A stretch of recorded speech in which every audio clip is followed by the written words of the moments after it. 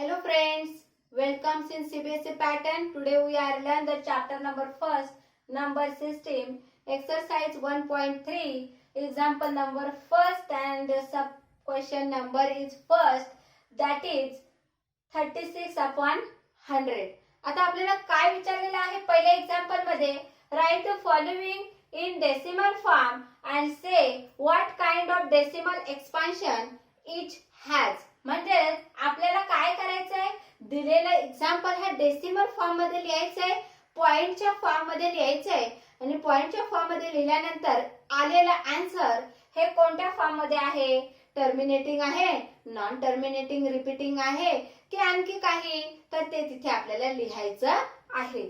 तर त्यातील आपल्याला सब क्वेश्चन नंबर 1 आहे 36 डिवाइडेड बाय 100. आता इथे बघा डिवाइड ला 100 आहे, म्हणजेच काय, मी पुढे जो न्यूमरेटरला डिजिट आहे त्याचे दोन नंबर सोडून डिजिट देऊ शकते. म्हणजे असं इथे 2 0 आहेत म्हणून I can write this in this way.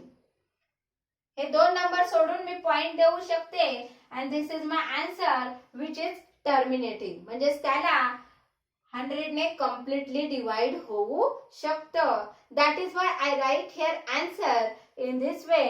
The decimal expansion is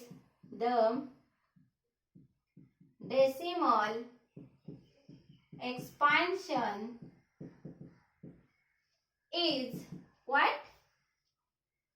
Terminating. कारण त्याला पूर्ण भाग जात आहे, आपली जी रिमाइंडर आहे तो 0 येत आहे. जर आपला रिमाइंडर 0 येत असेल then we can say that the decimal expansion is terminating.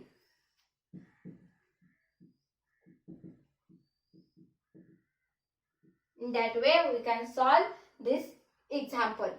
Okay, मला वाटतं तुम्हाला हा एक्झाम्पल समजला असेल. आणखी जर क्वेश्चन सॉल्व्ह केलेले समजून घ्यायचे असतील तर आपला चॅनल सबस्क्राइब करा, म्हणजे तुम्हाला आपल्या सर्वच व्हिडिओ दिसतील.